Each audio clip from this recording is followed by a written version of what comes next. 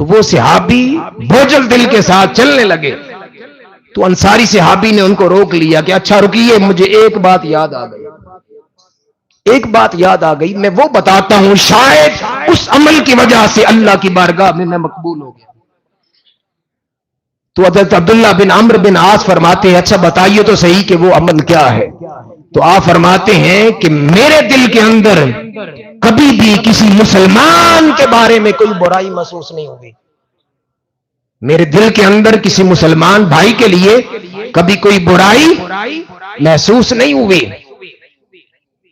اور میرا دل آئینے کی مانند ہے، آئینے کی طرح صاف اور شفاف ہے، اور کسی کے بارے میں ملاوٹ نہیں کرتا، دھوکہ دہی میرے دل کے اندر نہیں.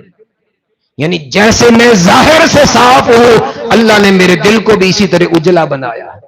میرے دل کے اندر حسد نہیں، میرے دل کے اندر دوسروں کے بارے میں دھوکہ دہی نہیں، برائی نہیں.